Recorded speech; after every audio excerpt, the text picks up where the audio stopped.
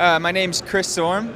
I'm a sound engineer, a mixer, and produce records. And I'm here with Jay-Z microphones, and I want to talk a little bit about how I use them in different applications and my first experiences with them in the studio and making records, and how I've now taken them on the road and tried them out in live sound applications.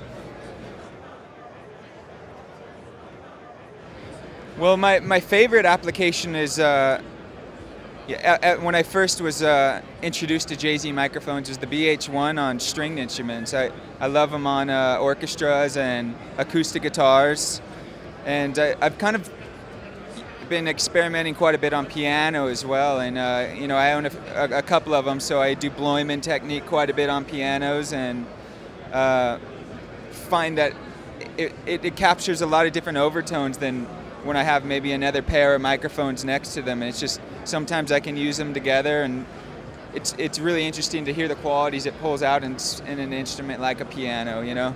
And I think it's just a good classy microphone. So anytime I'm imagining a classy sound, you know, a BH1's what pops in my head. But then I was now introduced to the V11, which is kind of my favorite, because I'm more of a retro taste and flavor for most things, and I tend to like really warm sounds, and seems like everything that I put it on, it's like I need more of them because I want to switch it out, you know. But my applications right now with the V11 or the Vintage 11 is that I'm using it on bass drum front or on top of the bass drum and capturing the whole kit kind of a sound. And I love it on electric guitars. I love it on an amplifier. I think it brings out really nice low mids out of an amp, and that I don't get out of it. It reminds me of ribbons, but with the top end of a condenser, you know. And it's a lot of times that you're kind of combining different microphones to achieve that sound on an electric guitar amp. And now I got that out of one mic, you know. And it's a great vocal mic as well. I'm working with a band right now that we're in the tracking stages right now. They're a great band, a local band from Los Angeles called Francisco the Man, and we use that on the bass drum right now. That's on all the basic tracks of capturing the whole kind of kit, distorted, going through a tube compressor, and just kind of bringing a lot of overtones out of the drum kit. And I am mixing a few records at the moment, but I'm also working with Rufus Weinwright doing live sound, and I use a combination of the two BH1s and the Vintage 11 in the piano.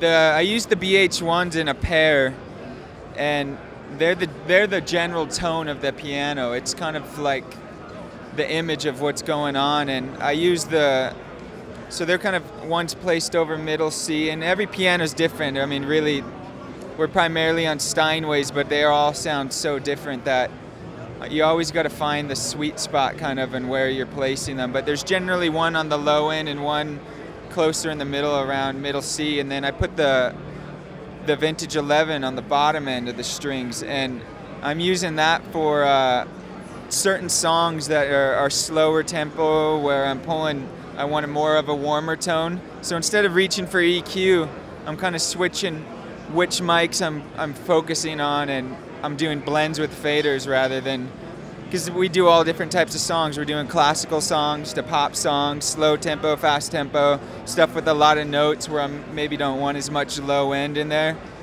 And I can do it all with just faders, and it's great, you know?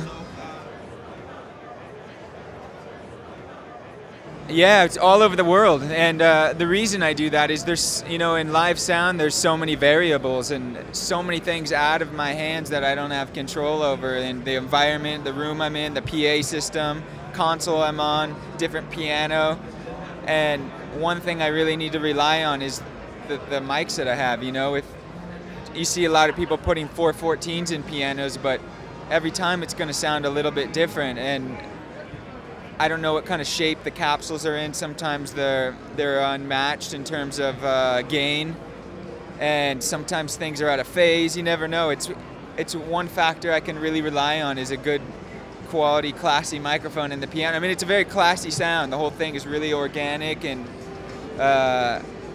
true, and I want to just capture the sound of the piano and have the choice of warming it up if I want to do something like that.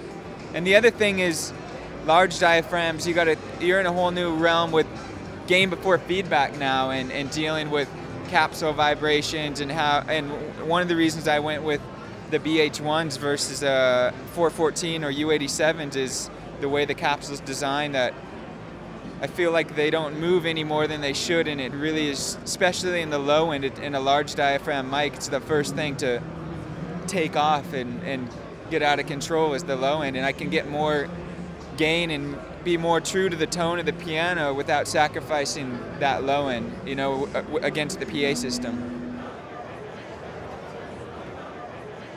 I work a lot. Yeah. Yeah, you gotta. I work and I do different fields, and I mix records and I do live sound, and I'm building a studio right now. I'm building another studio for someone else, and kind of just jumping around things. But you know, more and more it seems that I'm either between mixing a record or working with the band in the studio or on the road. You know, kind of jumping between the two, but.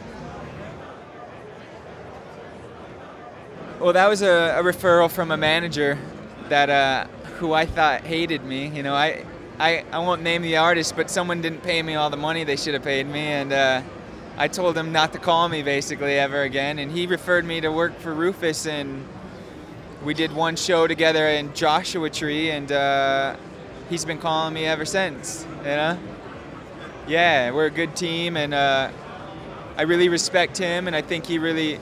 You know, it's a strange thing because it's not like the studio where the artist is listening to the work. He has no idea what's going on, and he's judging all my work based on the reaction to the audience and hoping that the songs are coming across the way he intends them, and how everybody has a comment on how things should sound, and you know, and so I think he's heard enough good feedback, that not bad feedback, but good feedback that.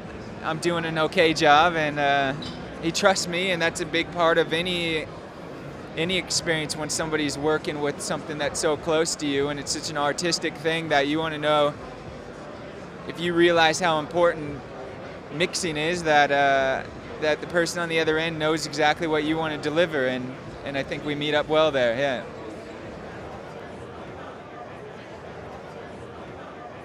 Yeah. I mean, I think the reason I would choose a mic that's designed, like a V11 is designed after a certain tonal quality of vintage microphones that people like the sound of and gravitate towards and used to hearing records a certain way.